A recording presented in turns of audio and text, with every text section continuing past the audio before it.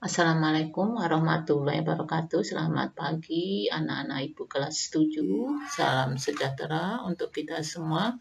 Mudah-mudahan pertemuan kali ini, mudah-mudahan anak-anak Ibu semua sehat semuanya tanpa suatu halangan apapun.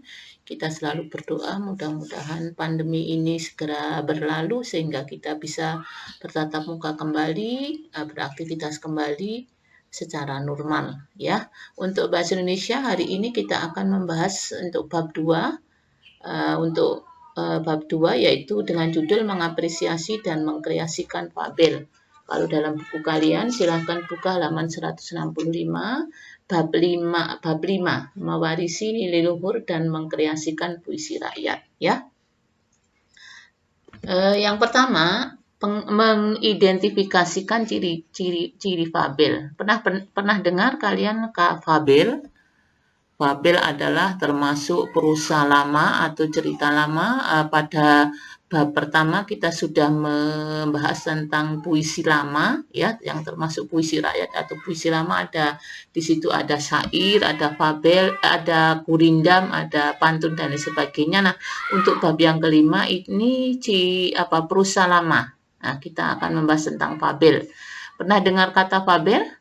Fabel adalah sebuah cerita pendek berupa dongeng yang menggambarkan watak dan budi pekerti manusia yang digambarkan sedemikian rupa melalui tokoh binatang. Jadi fabel itu yang memerankan binatang atau hewan, di mana binatang atau hewan itu mengilustrasikan watak manusia atau tingkah laku manusia. Jadi itu hanya sebuah simbol atau dongeng bahwa manusia itu punya watak seperti ini gitu, atau manusia ini punya perilaku seperti ini tapi diperankan oleh binatang ya. Jadi fabel adalah sebuah cerita pendek yang diperankan oleh tokoh binatang ya, yang menggambarkan watak dan budi pekerti manusia. Nah, fabel ini termasuk puisi, termasuk prosa lama. Berikutnya ciri-ciri umum fabel. Jadi apa sih yang menjadi ciri dari cerita yang tokohnya binatang itu? Nah, yang pertama, memuat informasi berdasarkan hayalan atau fiksi. Jadi fabel itu hanya berupa hayalan, hanya berupa imajinasi, bukan sesuatu yang benar-benar terjadi, suatu peristiwa yang memang pernah terjadi, tidak. Ini hanya sekedar hayalan, hanya sekadar rekaan atau imajinasi ya. Yang kedua, menggunakan hewan sebagai tokoh utama dan dapat bertingkah laku seperti manusia. Jadi pengertiannya tadi, fabel adalah cerita yang tokohnya binatang, ya cirinya ya binatang yang memerankan tokoh di situ, tapi bertingkah laku seperti layaknya manusia. Ya, misalnya binatang bisa berbicara, binatang bisa bisa bertingkah laku seperti manusia. Yang ketiga, cirinya menunjukkan penggambaran moral dan kritik tentang kehidupan di dalam ceritanya. Jadi punya pesan ya, menggambarkan moral dan kritik, biasanya moral manusia ya, kritik terhadap kehidupan manusia, menunjukkan penggambaran tersebut.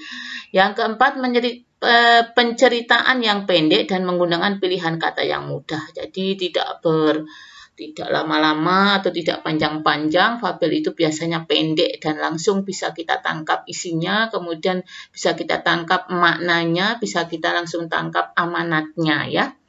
5, menggunakan setting alam. Jadi biasanya fabel, karena itu termasuk cerita lama atau prosa lama, menggunakan setting atau menggunakan tempat di alam ya, di alam.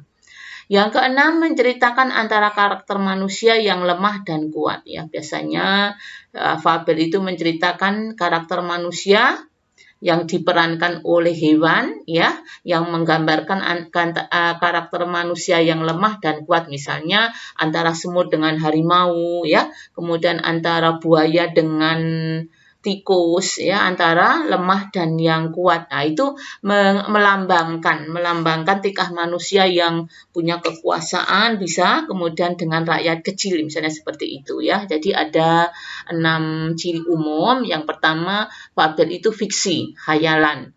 Yang kedua, menggunakan tokoh hewan. Yang ketiga, menggambarkan moral dan kritik tentang kehidupan di dalam ceritanya. 4, ceritanya pendek dan menggunakan pilihan kata yang mudah, tidak menggunakan kata-kata yang sulit dimengerti. Kemudian 5, menggunakan setting alam atau tempat di alam. Kemudian nomor 6, karakter manusia, antara karakter manusia yang lemah. Berikutnya jenis-jenis fabel. Ada 3 fabel, ya. 1 fabel tradisional, yang kedua fabel modern, fabel fiksi ilmiah. Ya, fabel tradisional, dari kata tradisional berarti belum modern, belum punya belum ada kemajuan teknologi ya. Itu karena termasuk prosa lama, jelas itu ceritanya tradisional. Itu jenis fabel yang memiliki ciri cerita sangat pendek, temanya sederhana, isinya berupa petuah atau nasihat dan memiliki sifat hewani yang sangat lekat, tidak berbaju ya. Masih primitif ceritanya ya. Masih primitif ceritanya, memang di hutan belantara, misalnya mengambil setting di hutan belantara yang tidak menggunakan apa-apa, masih betul-betul tradisional, belum tersentuh unsur modern ya, betul-betul masih belum maju atau belum modern. Yang kedua, fabel modern, yaitu ini sudah mulai meningkat, tidak tradisional, tidak lama, kuno dan sebagainya, tapi sudah mengacu ke kemajuan. Fabel yang memiliki cerita pendek, yang memiliki ciri isi cerita pendek, dapat juga panjang, tema rumit, karakter, tokoh unik dan tidak mengikuti kehewanan walaupun tetap menampilkan fisik binatang. Jadi di sini sudah tidak terlalu kuno sekali, ceritanya pun sudah panjang ya, sudah mengalami kerumitan yang banyak, karakter tokohnya juga sudah unik ya, tidak misalnya karakter hewan sekali, misalnya di sini bisa hewan mempunyai penampilan yang menarik atau kemudian bisa berbaju dan sebagainya, sudah lebih modern. Yang ketiga, fabel fiksi ilmiah, yaitu jenis fabel yang memiliki semua unsur fabel, tetapi dalam penyampaian ceritanya dipengaruhi unsur sains dan teknologi. Ya, biasanya ini sudah cerita fabel sekarang sudah ditampilkan sedemikian rupa dengan ilmu teknologi yang modern ya. Kemudian dengan sains dan teknologi yang modern, ditampilkan dengan misalnya dengan teknologi yang canggih tapi masih perannya binatang ya. Jadi itu fabel, ada 3 jenis fabel tradisional, fabel yang betul-betul masih tradisional, masih kuno ya, masih belum ada kemajuan sama sekali baik itu teknologi maupun ceritanya. Yang kedua, fabel modern sudah mulai modern, sudah mulai maju ya. Yang fabel fiksi ilmiah ini sudah maju sekali, sudah di atas modern ya, karena medianya mungkin sudah ada teknologi, sains dan teknologi, tapi walaupun seperti itu tetap tokohnya binatang. Berikutnya, unsur intrinsik atau unsur pembangun fabel. Ya, jadi dalam cerita fabel itu di dalamnya harus ada apa saja, seperti Ibu berikan ilustrasi, misalnya kita punya makanan, misalnya kita punya makanan donat, ya. Donat itu di dalamnya disebut donat apabila di dalamnya harus ada unsur apa saja, misalnya harus ada terigunya, harus ada gula pasirnya, ya. Kemudian harus ada harus ada pengembangnya dan lain sebagainya. Apabila unsur itu Ibu kurangin salah satu, misalnya kita tidak memakai gula. Nah, tidak bisa disebut dengan donat ya, atau wujudnya tidak sempurna. Nah, demikian juga dengan fabel. Fabel itu di dalamnya harus ada apa agar bisa disebut dengan fabel atau cerita binatang. Satu, harus ada tema. Nah, tema itu sama dengan gagasan utama dalam cerita. Temanya tentang apa? Misalnya tentang gotong royong, kemudian tentang kerjasama, kemudian tentang berkawan, kemudian atau tentang tolong menolong dan sebagainya. Yang kedua, ada tokoh, penokohan. Jadi dalam teks fabel tokohnya ya siapa? Binatang, baik peran utama maupun peran pembantu ya. Jadi fabel tokohnya binatang, di mana binatang itu menggambarkan perilaku manusia. Yang ketiga ada latar, setting atau suasana. Jadi dalam cerita fabel disajikan latarnya di mana, mengambil tempat di mana, kemudian suasananya bagaimana ya. Kalau dalam fabel itu biasanya di hutan, di sebuah pantai, di pegunungan, di sungai ya. Tidak mungkin kalau karena tradisional atau prosa lama tidak mungkin mengambil di sebuah misalnya hotel yang mewah, di sebuah daerah yang lalu lintasnya padat dan sebagainya, tidak seperti itu. Kalau setting latar fabel itu biasanya berhubungan dengan alam ya di sekitar kita. Yang keempat alur atau plot. Jadi sebuah fabel itu hanya tidak terdiri dari satu peristiwa. Jadi peristiwa-peristiwa yang banyak ya dirangkai menjadi suatu cerita yang menarik ya. Jadi rangkaian peristiwa yang terjadi dari awal cerita hingga akhir cerita. Jadi antara peristiwa yang satu dengan peristiwa yang lain itu saling berhubungan, sebab akibat dan sebagainya. Jadi alur atau plot itu rangkaian peristiwa. Jadi sebuah cerita tidak hanya terdiri satu peristiwa, tapi beberapa peristiwa yang saling berhubungan. Yang kelima, sudut pandang atau disebut dengan point of view, yaitu cara bagaimana penulis cerita menempatkan dirinya pada cerita ya. Jadi kalau sudut pandang ini kedudukan penulis sebagai apa? Hanya sekedar penulis bercerita atau penulis seakan-akan sebagai tokoh di situ. Misalnya kalau menggunakan aku, menggunakan saya, berarti penulis bercerita, penulis sebagai tokoh. Tapi kalau dalam cerita itu penulis mengambil misalnya harimau, berarti atau kancil, berarti penulis hanya bercerita tentang siapa, tentang harimau, tentang kancil. Begitu. Jadi ada dua sudut pandang ya. Jadi kedudukan pengarang dalam cerita itu sebagai apa? Hanya sekedar menceritakan atau pengarang sebagai tokoh utama. Keenam, amanat atau pesan. Dari sebuah cerita itu pasti mengandung amanat atau mengandung pesan, baik itu tersirat maupun tersurat, baik itu ditulis terang-terangan di situ atau di balik tulisan itu pasti mengandung pesan ya. Kita harus cermat, mengandung pesan moral, pesan nasihat ya, biasanya seperti itu. Pesan moral yang terkandung dalam teks tersebut, teks fabel, amanat merupakan hal yang paling penting setelah tema ya. Jadi kita tidak, misalnya kancil mencuri timun ya, cerita seperti itu. Nanti di balik cerita itu mengandung amanat bahwa kita sebagai manusia tidak boleh suka berbohong dan lain sebagainya ya. Jadi ada 6 unsur atau termasuk unsur intrinsik di dalam fabel itu harus ada apa? Yang pertama tema, yang kedua tokoh, yang ketiga latar, yang keempat alur, 5 sudut pandang, dan yang terakhir amanat.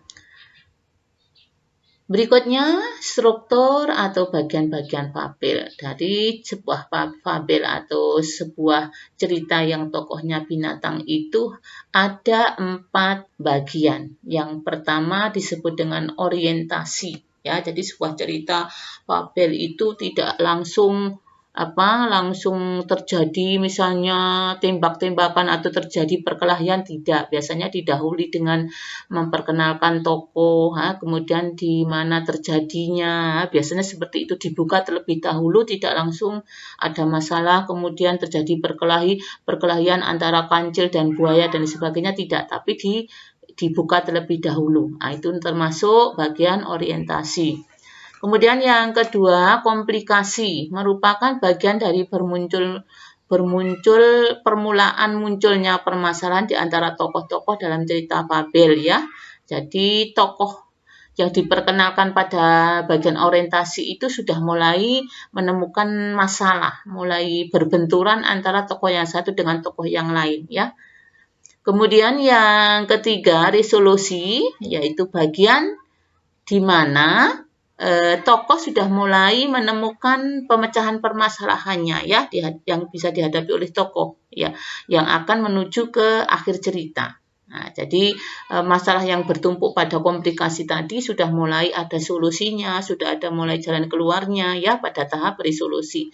Baru yang kemudian yang terakhir koda, bagian terakhir fabel yang berisi perubahan yang terjadi pada tokoh dan pelajaran yang dapat dipetik dari cerita tersebut. Jadi pada bagian resolusi sudah kita temukan permasalahannya, kemudian pada koda, bagian koda itu diceritakan di situ bagaimana perubahan tokoh, misalnya tokoh kancil sadar, tokoh kancil menjadi berubah menjadi baik, kemudian tokoh kancil sudah bisa berubah ikut menolong temannya, atau tokoh kancil bisa memperbaiki perilakunya dan sebagainya. Di situ ada bagian-bagian koda. Jadi ada 4 bagian. Yang pertama orientasi, kedua komplikasi. Komplikasi itu tokoh sudah mulai menemukan permasalahan yang bermunculan, kemudian sampai pada akhirnya klimaks ya. Antara permasalahan yang 1 dan 2, 3 dan seterusnya saling berhubungan sebab akibat ya, sampai pada puncaknya. Baru kemudian pada tahapan resolusi, permasalahan tadi sudah mulai menemukan titik temunya, mulai menemukan solusinya dan pemecahannya. Baru yang ketiga koda atau penutup, bagian penutup di mana tokoh sudah mulai menunjukkan perubahan, misalnya menjadi baik ya, kemudian tokoh sadar dan lain sebagainya. Demikian yang saya sampaikan tentang mewarisi nilai luhur dan mengkreasikan puisi rakyat ya. Yang di sini fabel, yang berupa fabel.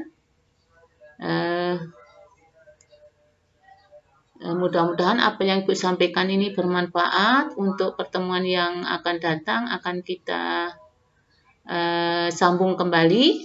Silahkan bukunya tetap kamu baca untuk bahan referensi agar kamu paham tentang masalah ini, yaitu bab 165 bab 5 ya, tetap kamu belajar sendiri. Mudah-mudahan yang Ibu sampaikan bermanfaat, kamu tambahkan lagi materi berikutnya ya.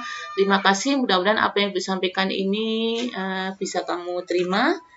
Kita sambung pada pertemuan yang akan datang. Wassalamualaikum warahmatullahi wabarakatuh. Selamat pagi.